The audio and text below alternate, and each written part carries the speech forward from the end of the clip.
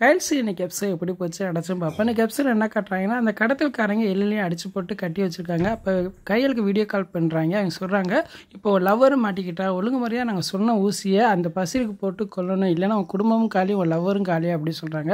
உடனே கையில் பார்த்துக்கிட்டு இல்லை நீங்கள் சொன்ன மாதிரியே நான் ஊசியை போடுறேன்னு சொல்லி அந்த இன்ஜெக்ஷனை அந்த பசிருக்கு போட்டுறாரு. அதை பார்த்து ரொம்ப சந்தோஷப்பட்டிருக்காங்க.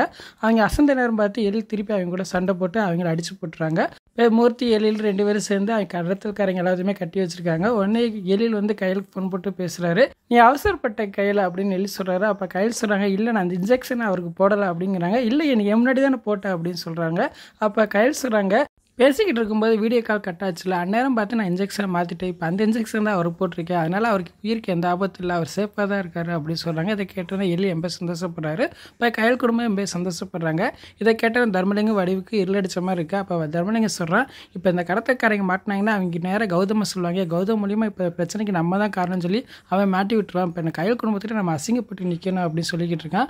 வடிவு ஐயோ என்னங்க செய்யறேன்னு சொல்லி புலம்பிக்கிட்டு இருக்காங்க. அவன்கிட்ட பார்த்தா பஸ்ஸில் ஆப்ரேஷன் முடிஞ்சு கண் முழிச்சுறாரு. கையில் ஆகவுகன்னு பெருமையாக பேசுகிறாரு, நீ என்னை கவனிச்சிக்கிட்டது பாகிஸ்தான் இருக்கிற என் மகளை கூட இருந்து கவனிச்சிக்கிட்ட மாதிரி இருந்துச்சுமா அப்படின்னு சொல்கிறாங்க. அப்போ கையில் சொல்கிறாங்க, ஐயோ என்னை எதுக்கு பாராட்டுறீங்க, என் கடமையை தான் செஞ்சேன்னு சொல்லி அவங்க பெருந்தன்மையாக பேசிக்கிட்டு இருக்காங்க. அப்போ பசீர் சொல்கிறாரு, இது காரணமாக இருந்தால் அந்த கடத்தல்காரங்க நான் சும்மா விட மாட்டேன், தக்க தண்டனை வாங்கி கொடுப்பேன் அப்படின்னு சொல்கிறாங்க. இதை கேட்டால் கௌதம் அதிர்ச்சி ஆகிறான்.